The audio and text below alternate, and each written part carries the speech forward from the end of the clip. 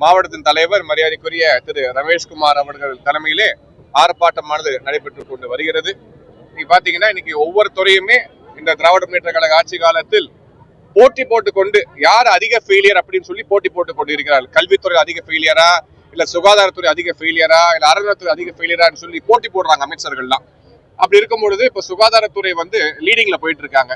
இன்னைக்கு கிட்னி திருட்டுல ஆரம்பிச்சு மருத்துவமனைகள்ல ஒரு பேஷண்ட் அனுமதிக்க லஞ்சம் கேட்பது முதல் வீல் சேர் இல்லாத ஒரு நிலைமை ஏற்படக்கூடிய ஒரு அவலநிலை தமிழகத்தில் இருந்து கொண்டு வருகிறது. அது மட்டும் இல்லாம தமிழகத்தில் தயாரிக்கப்பட்ட ஒரு காப் சிரப் குடித்ததன் காரணமாக இன்று ராஜஸ்தான், மத்திய பிரதேசத்திலே பல குழந்தைகள் உயிரை இழக்கக்கூடிய ஒரு சூழ்நிலை ஏற்பட்டு கொண்டு வருகிறது. தமிழ்நாட்டில இருந்தா கள்ளச்சாராயம் குடிச்சு சாவுறாங்க. இங்க இருந்து மருந்து தயாரிச்சு வெளியூர்களுக்கு போனா அந்த மருந்தை குடிச்சு குழந்தைகள் இறக்கிறார்கள். இப்படிப்பட்ட ஒரு அவல நிலை இந்த திராவிட முன்னேற்ற கழக ஆட்சி நடைபெற்றுக் கொண்டு வருகிறது. இதெல்லாம் கண்டித்து பாஜக தமிழகம் முழுவதிலுமே ஆர்ப்பாட்டங்கள் நடைபெற்றுக் கொண்டு வருகின்றன.